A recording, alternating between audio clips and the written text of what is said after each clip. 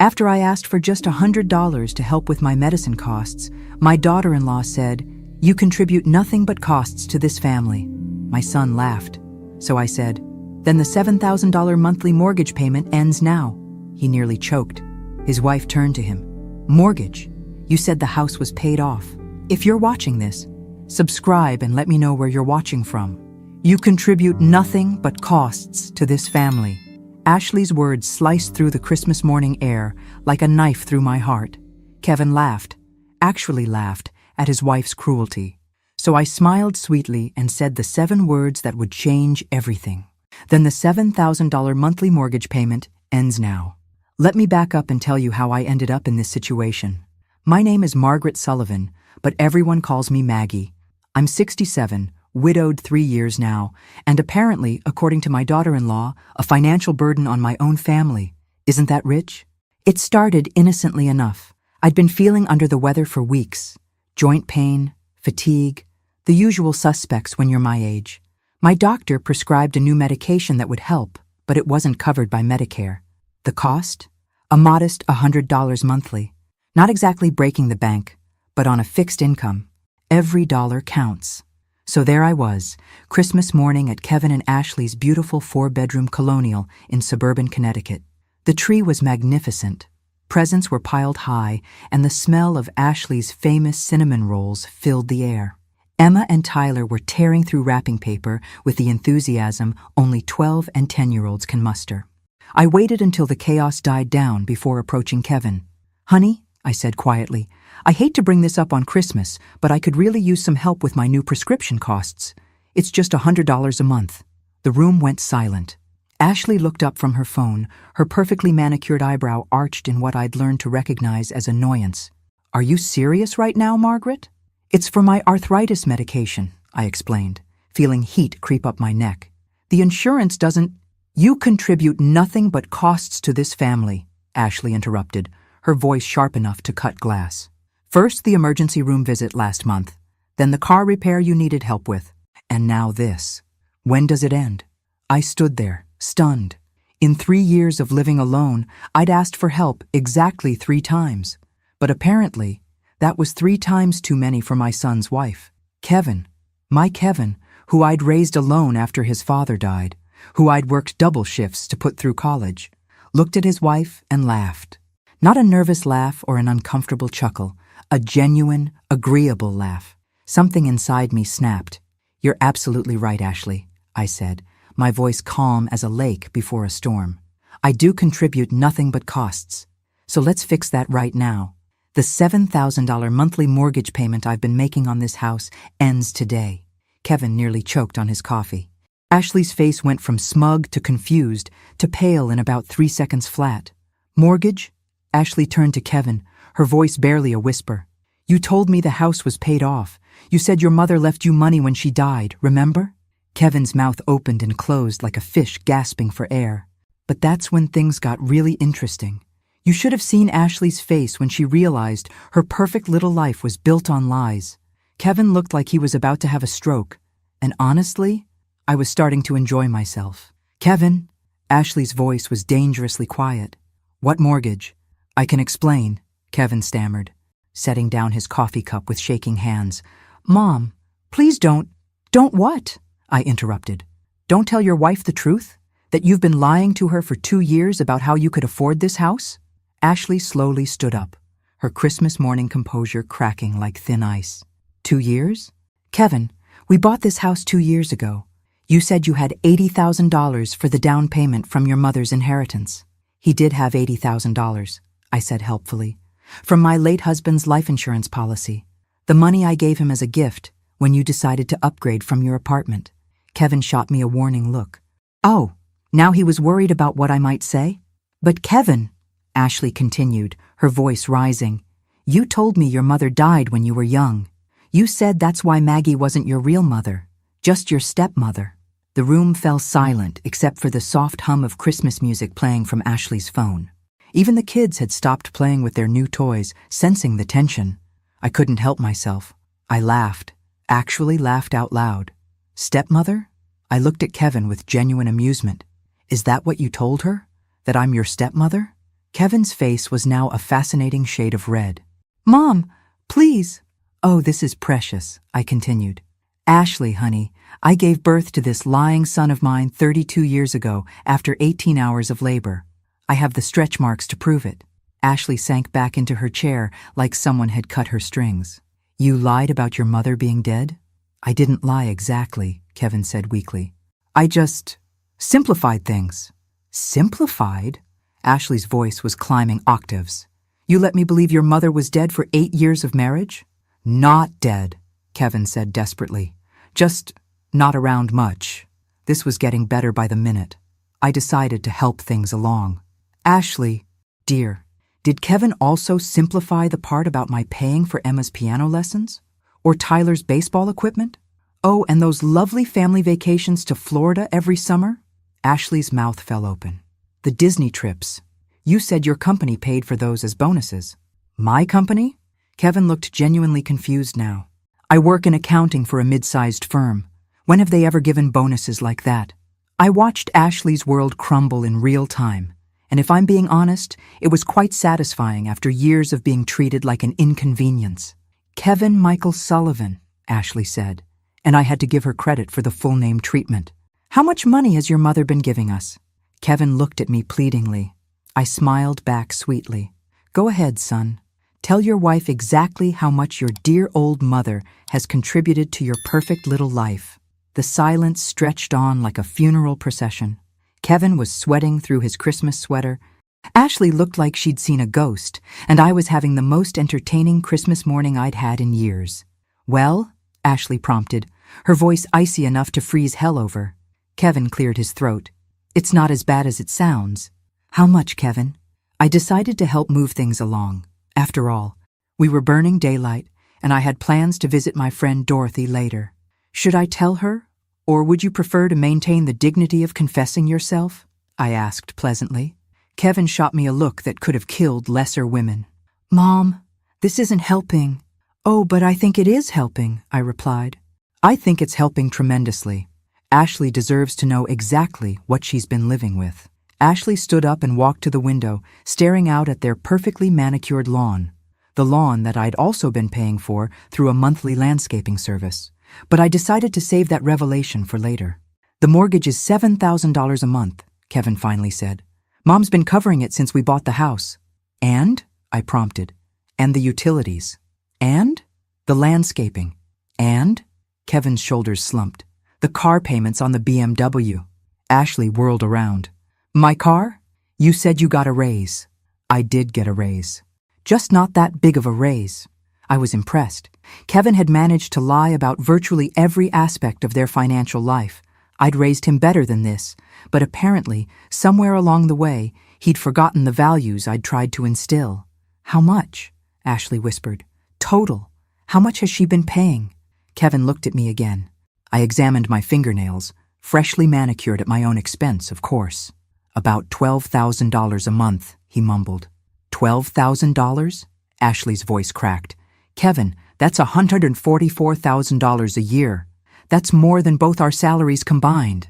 I was going to tell you. When? When were you going to tell me? When your mother died and the money stopped coming? The kids had quietly disappeared upstairs, probably sensing that Christmas morning had taken a decidedly adult turn. Ashley, Kevin tried again, you have to understand. When we got married, you had expectations. The house, the cars, the lifestyle. I just wanted to give you what you wanted. With your mother's money. With family money, Kevin corrected weakly. Ashley laughed, but there was no humor in it. Family money that you convinced me didn't exist. Family money from a mother you let me believe was your stepmother at best and dead at worst. I stood up, smoothing my holiday dress. Well, this has been enlightening, but I should probably head home. Wait, Ashley said, turning to me. Why now? Why are you telling me this now? I picked up my purse and car keys. Because, dear Ashley, you just told me I contribute nothing but costs to this family. So I thought I'd show you exactly what those costs look like when they disappear. You can't just stop paying, Kevin said desperately.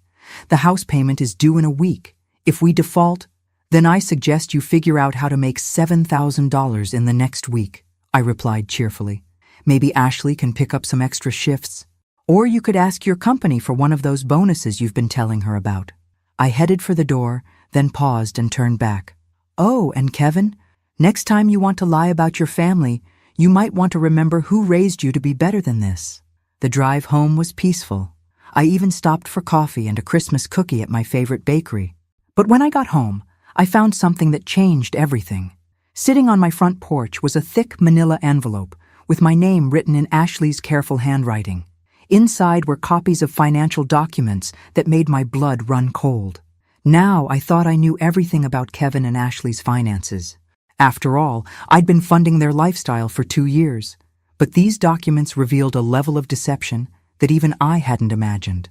Credit card statements showing $67,000 in debt. A second mortgage on the house I'd been paying for, one that Kevin had taken out 6 months ago without telling me. Bank statements showing a checking account with $847 in it, despite the fact that they both had decent jobs. And here was the kicker: a life insurance policy on me. A $500,000 policy that Kevin had taken out 18 months ago, listing himself as the sole beneficiary.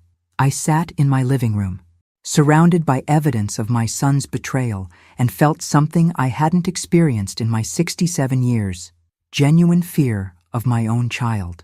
My phone rang. Ashley, did you get the envelope? She asked without preamble. I did. Where did you find all this? Kevin's been hiding documents in his office at work. I drove over there and demanded his supervisor let me into his desk. Turns out, Kevin's been forging my signature on loan applications. I flipped through the papers again. Ashley, some of these documents, they show you as co-signing for things. If you didn't sign them, I didn't sign any of them. Not the second mortgage, not the credit cards, not the life insurance policy on you. Ashley's voice was shaking. Maggie, I think Kevin's been planning something. A chill ran down my spine. What kind of something? The life insurance policy was purchased right after you started getting those dizzy spells last year. Remember? When you ended up in the emergency room? I remembered.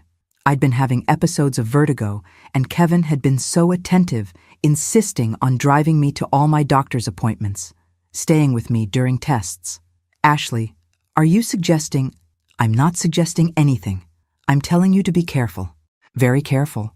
After hanging up, I sat in my recliner staring at the Christmas tree I decorated alone, as I had for the past 3 years. The tree Kevin and Ashley had been too busy to help with, despite all the money I'd been giving them. My phone buzzed with a text message from Kevin. Mom, we need to talk. Coming over now. I looked at the life insurance policy again. $500,000, more than enough to pay off their debts and keep their lifestyle going for years. Kevin had been my sweet boy once. The child who brought me dandelions and called them flowers. The teenager who worked part-time to help with household expenses when money was tight. When had he become this stranger who could forge documents and lie so effortlessly? 20 minutes later, I heard Kevin's key in my lock. The key I'd given him for emergencies, which he apparently now considered my refusal to bankroll his lies. Mom? He called out. In the living room, I replied, tucking the documents behind my chair cushion. Kevin walked in looking haggard. His Christmas sweater was wrinkled, his hair disheveled. He looked like a man whose world was falling apart. Good. We need to fix this, he said without preamble. Ashley's talking about lawyers, about divorce, about pressing charges for the forged signatures. Maybe she should. Kevin's face paled. Mom, you don't understand. If this goes public, I'll lose my job, my license, everything. You should have thought of that before you started committing fraud. It's not fraud. It's family. You're my mother. Family helps family. I stood up, all 5 feet 4 inches of me, and looked my son in the eye. Family doesn't take out life insurance policies on each other, Kevin. His face went completely white. You know about that? I know about all of it now. The second mortgage, the credit cards, the forged signatures, all of it. Kevin sank into the couch like a deflated balloon. I can explain. No. Kevin, you can't explain this away. Not this time. That's when I told him what I'd decided to do next, and his reaction was... Kevin's reaction was not what I expected. Instead of panic or shame, his face hardened into something I didn't recognize. You can't, he said flatly. I won't let you. Let me? I laughed. But there was no humor in it. Kevin, you seem to have forgotten something. I'm your mother, not your employee. And I'm your only family, he shot back. When you're old and sick and need someone to take care of you, Ashley and I are all you have. The threat was clear, and it hit exactly where he intended. But Kevin had underestimated his mother. Actually, I said, settling back into my chair, that's where you're wrong. I pulled out my phone and showed him a contact I'd been meaning to call for weeks. Elder care attorney, Dorothy recommended. I've been doing some research, Kevin, about elder abuse, about financial exploitation, about what happens to sons who forge their mother's signatures on legal documents. Kevin's confident expression faltered. You wouldn't. I also called my bank this morning, I continued. Amazing what you learn when you ask the right questions, like how someone's been using my debit card information to make online purchases. Purchases I didn't authorize. That was just for household stuff, things for the kids. Identity theft, Kevin. That's what it's called when you use someone else's financial information without permission. Kevin stood up abruptly, his hands clenched into fists. You're making a mistake, Mom. A big mistake. The only mistake I made was trusting you. Ashley put you up to this. Didn't she? She's always been jealous of our relationship. She can't stand that you love me more than her. I stared at my son, this stranger wearing Kevin's face, and felt something break inside me that could never be repaired. Kevin, I need you to leave. Now.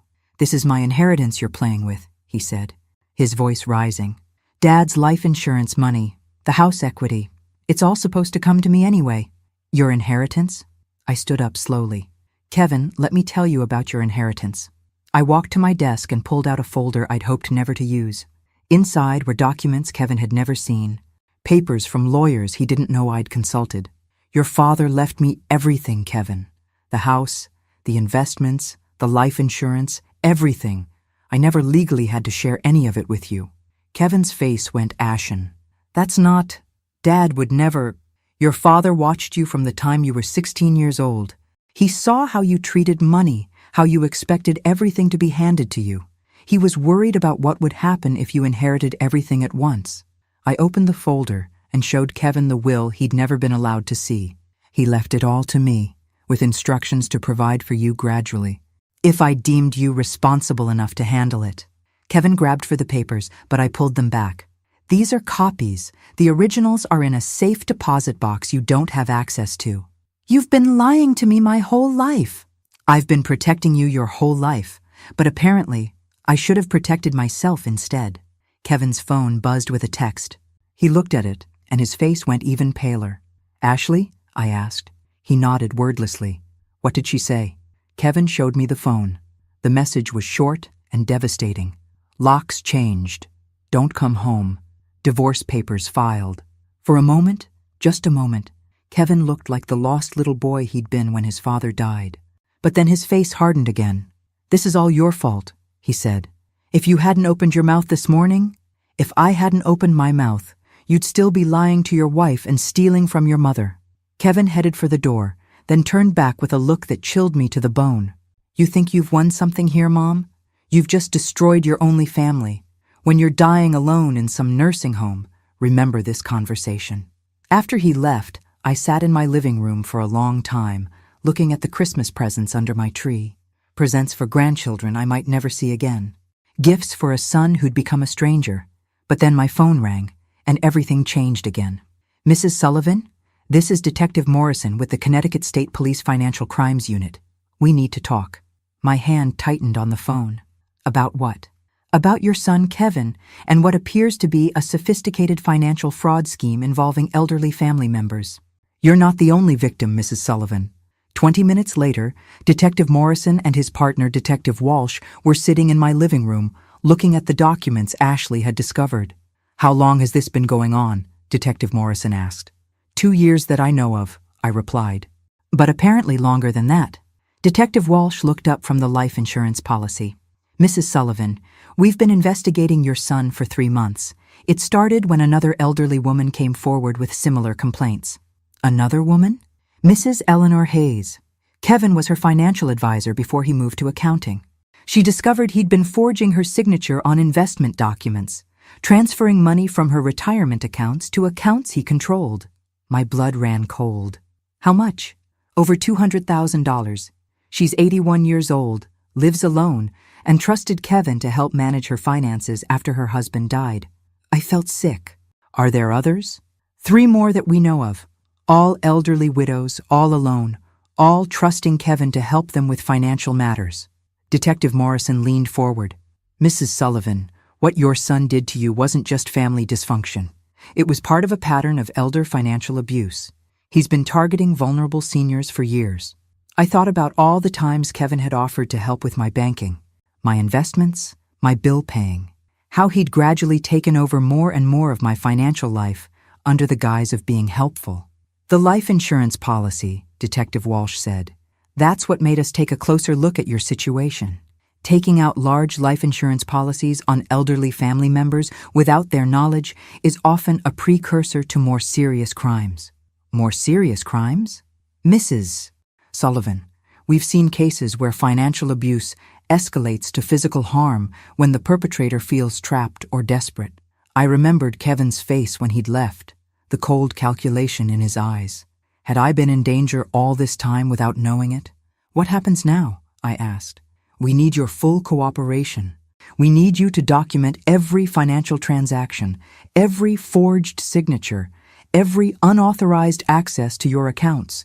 This case is bigger than just you and Kevin. Detective Morrison handed me a business card. Mrs. Sullivan, I want you to consider something. Your son has been stealing from elderly people for years. By coming forward, you're not just protecting yourself, you're protecting other families from going through what you've experienced. After the detectives left, I sat alone with my thoughts. Kevin wasn't just a son who'd lost his way. He was a predator who'd been systematically stealing from vulnerable people. My phone buzzed with a text from Ashley. Maggie, I'm so sorry for everything. We need to talk. But before I could respond, there was a knock at my door. Through the peephole, I could see Kevin standing on my porch, his face twisted with rage. He knew about the police visit, and he wasn't happy. That's when I realized my Christmas morning confrontation had been just the beginning. I opened the door with the chain still attached. Kevin's eyes were wild, desperate, and for the first time in my life, I was genuinely afraid of my own son. Let me in, Mom. We need to talk. I think we've talked enough for one day. Kevin. The cops were here, weren't they? His voice was eerily calm. I saw their car leaving. I didn't answer, but my silence was confirmation enough. Mom, you have no idea what you've done. No idea what you've started. I started nothing, Kevin.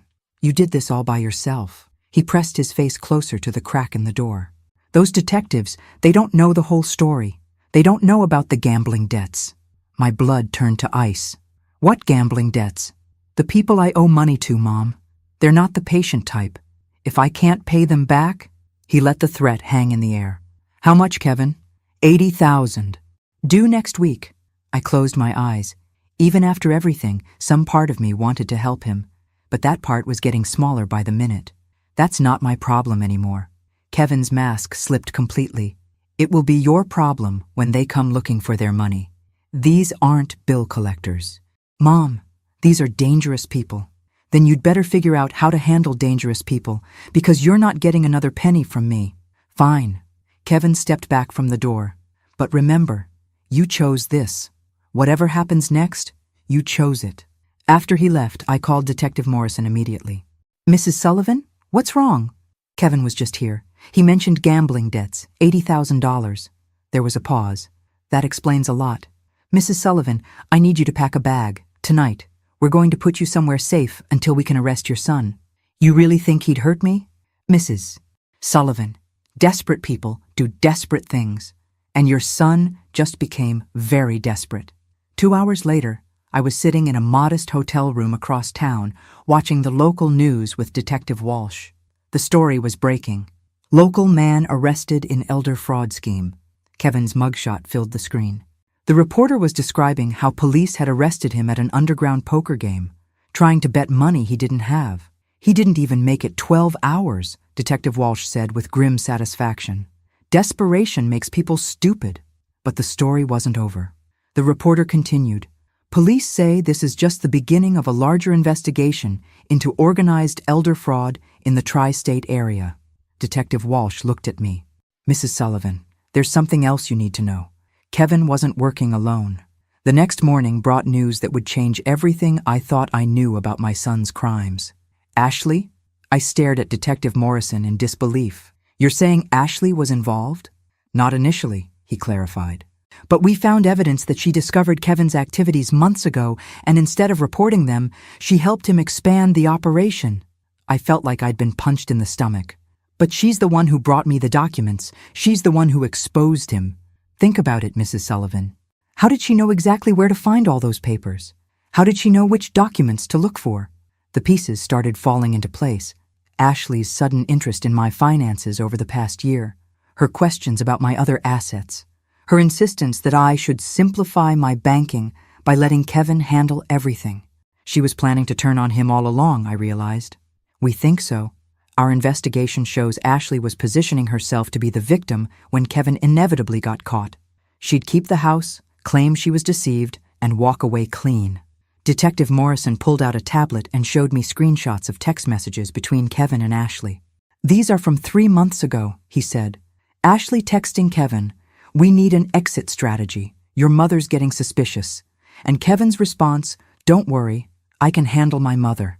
I read through more messages, each one more damning than the last. Ashley suggesting which elderly clients would be easiest targets. Kevin reporting back on how much money he'd managed to steal from each victim. "Mrs. Sullivan," Detective Walsh said gently, "Ashley filed for divorce yesterday, but not because she was outraged by Kevin's crimes. She filed because she knew we were closing in and she wanted to protect her assets." "How long have you been watching them?" 6 months. Mrs. Eleanor Hayes wasn't the first victim to come forward. She was just the first one brave enough to file charges. Detective Morrison leaned forward. "Mrs. Sullivan, we need you to help us with something. Ashley doesn't know we're onto her yet. She thinks she successfully played the role of the innocent wife. What do you need me to do?" "We need you to meet with her. Wear a wire. Get her to confess to her role in the scheme." I thought about Ashley's perfect smile, her carefully manicured appearance, the way she'd made me feel like an unwanted burden in my own son's life, all while planning to rob me blind. "When do we start?" The meeting was set for the next afternoon at a coffee shop downtown. Ashley had texted me, claiming she wanted to make things right and discuss how we could move forward as a family. As I walked into the coffee shop with a recording device taped to my chest, I wondered how I'd missed the signs that both my son and daughter-in-law were predators.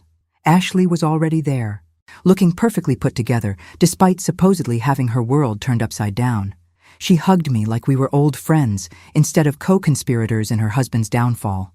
"Maggie, I'm so glad you agreed to meet with me," she said, her voice dripping with false sincerity. "Of course, dear. Family is family, right?" Ashley's smile faltered for just a moment. "Exactly. And that's why I wanted to talk to you about our situation." "Our situation?" "Well, with Kevin in jail, I'm going to need your help more than ever. The mortgage, the bills, the children's expenses. I can't do this alone." I sipped my coffee, marveling at her audacity. "I see. And what exactly are you proposing?" "I think we should make our arrangement official, legal. You could sign over power of attorney to me, and I'll make sure all your finances are properly managed." There it was. Ashley wasn't done stealing from me. She was just getting started. "That's very thoughtful of you, Ashley. But I have to ask, why now? Why are you suddenly so concerned about my finances?" Ashley's eyes hardened for just a moment before the sweet smile returned. "Because Maggie, Kevin kept you in the dark about so many things. The real state of our finances, the debts, the obligations. You need someone you can trust to help you navigate all of this." "Someone I can trust?" I repeated. "Like you?" "Exactly like me." That's when I told her something that made her face go completely white. "Ashley, I know about the offshore accounts." The color drained from her face so fast I thought she might faint. Her coffee cup rattled against the saucer as she set it down with shaking hands. "I don't know what you're talking about," she whispered. "The Cayman Islands account, the one with $247,000 in it. Money from Mrs. Hayes, Mrs. Patterson, and the others." I watched her carefully. Did you really think the police wouldn't find it? Ashley's perfectly composed mask cracked completely. How did you know about it? Ashley, honey, when you're under federal investigation for financial crimes, they look at everything, every account, every transaction, every lie you've told. She looked around the coffee shop frantically, as if searching for an escape route. Maggie, you don't understand. Kevin forced you to help steal from elderly people, forced you to open secret accounts, forced you to lie to me for 2 years. You don't know what it was like living with him. Ashley's voice rose, causing other customers to glance our way. The pressure, the constant demands for money, he said if I didn't help him, he'd leave me with nothing. So you decided to steal from his victims instead of leaving him? It wasn't supposed to go this far, Ashley said, tears starting to flow. It was just supposed to be temporary, just until Kevin could get a better job, make more money legitimately. I leaned back in my chair, studying this woman who'd shared holiday dinners with me, who'd let me babysit her children, who'd called me mom for 8 years. Ashley, what was the plan for me? She looked confused. What do you mean? The life insurance policy, the gradual takeover of my finances. What was the endgame? Ashley went very still. There was no endgame. Don't lie to me. Not anymore. The police already know about the nursing home applications you filled out in my name. The ones where you claimed I was incompetent and needed full-time care. Ashley's face went ashen. That was Kevin's idea. Was it Kevin's idea to list yourself as my emergency contact? To research facilities that would give you financial control as my responsible party? The coffee shop suddenly felt very quiet, despite the normal afternoon crowd. Ashley stared at me like I was a stranger. How long have you been working with the police? Since yesterday. They've been watching you and Kevin for months. Ashley, every phone call, every text message, every financial transaction. They know everything. Ashley stood up abruptly, knocking over her chair. This is entrapment. You can't use anything I said. I want a lawyer. You can have all the lawyers you want, dear, but it won't change what you've already done. Ashley grabbed her purse and started toward the door, then turned back with a look of pure hatred. You sanctimonious old witch. You think you're so innocent? You enabled all of this. Every time you wrote a check, every time you paid a bill, you made it possible. You're right, I said calmly. I did enable it. By trusting my family. By believing that people I loved wouldn't steal from me. That was my mistake. Your mistake was thinking you mattered, Ashley snarled. You were never family. You were just a bank account with legs.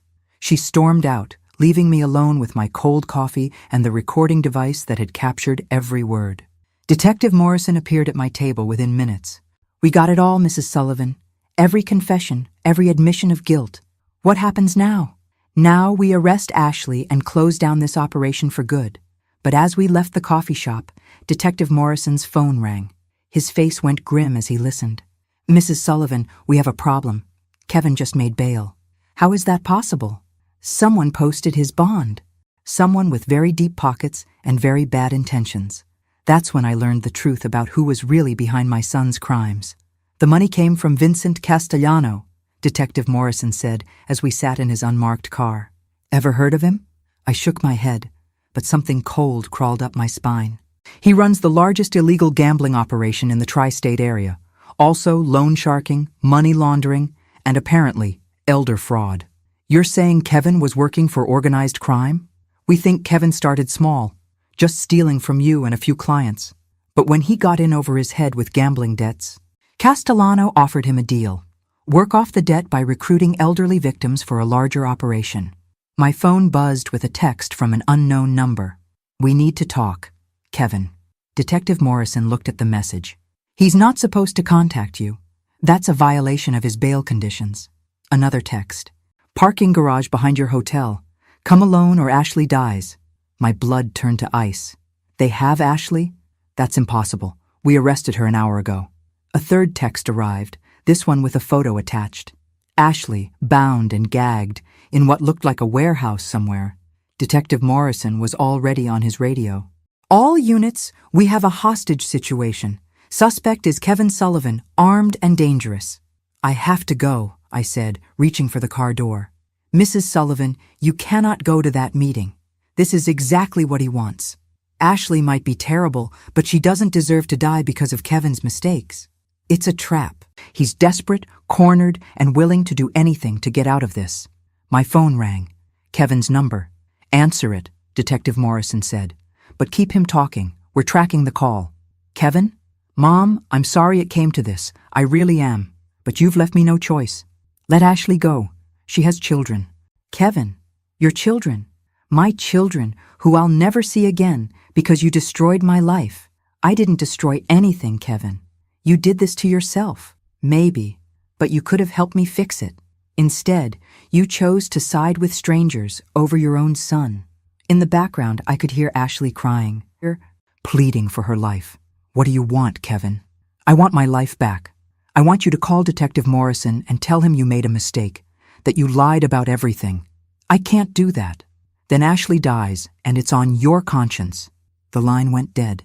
Detective Morrison was coordinating with multiple units, barking orders into his radio.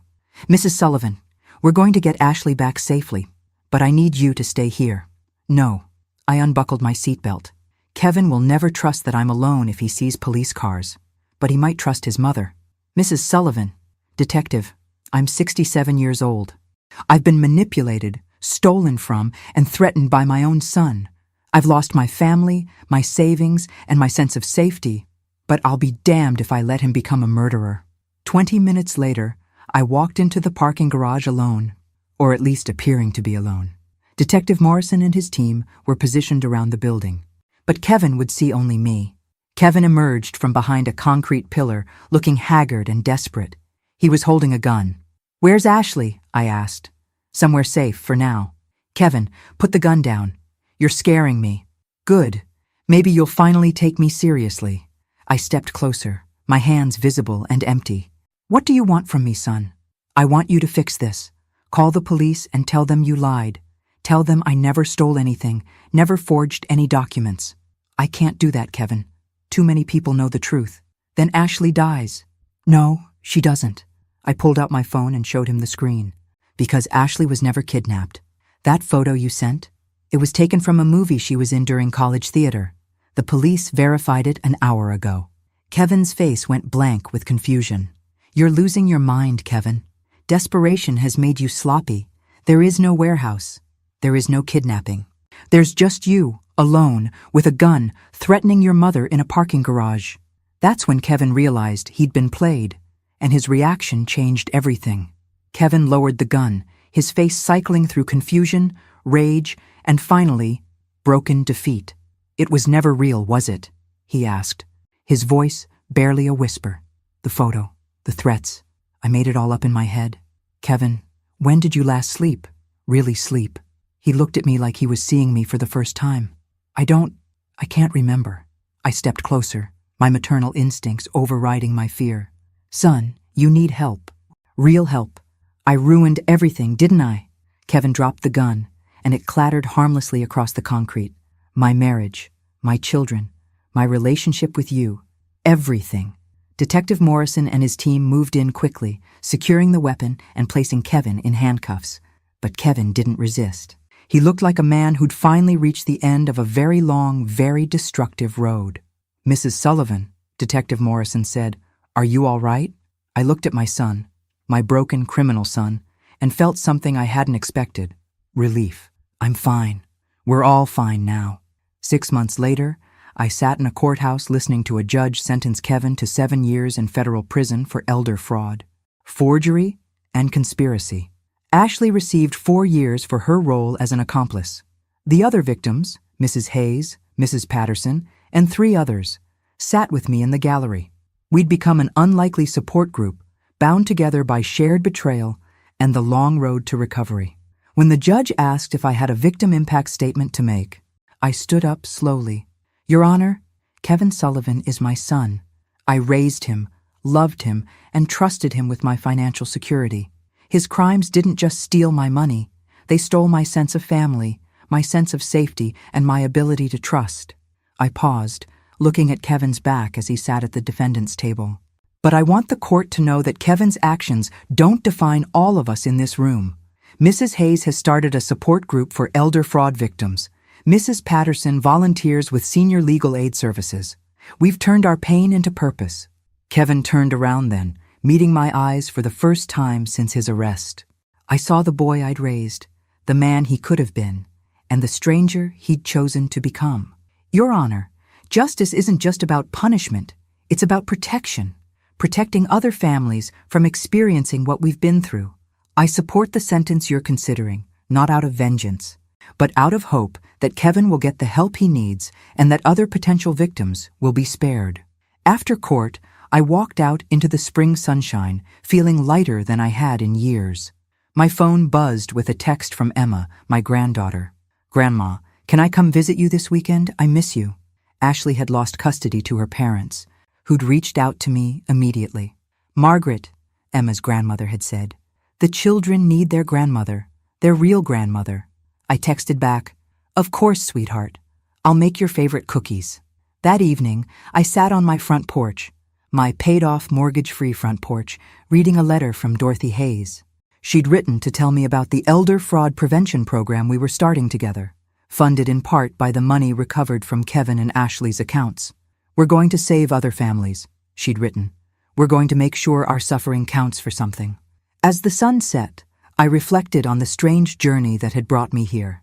A year ago, I thought family meant accepting whatever treatment I received, paying whatever costs were demanded, and being grateful for whatever scraps of affection came my way.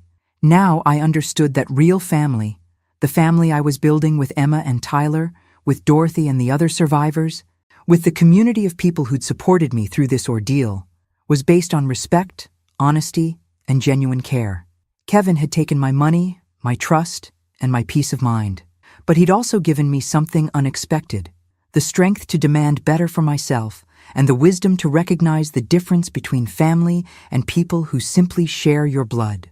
My phone rang. Emma again. "Grandma, I love you. I love you too, sweetheart. More than you'll ever know." And for the first time in years, I meant it without reservation or fear. I was free. Thanks for listening. Don't forget to subscribe and feel free to share your story in the comments. Your voice matters.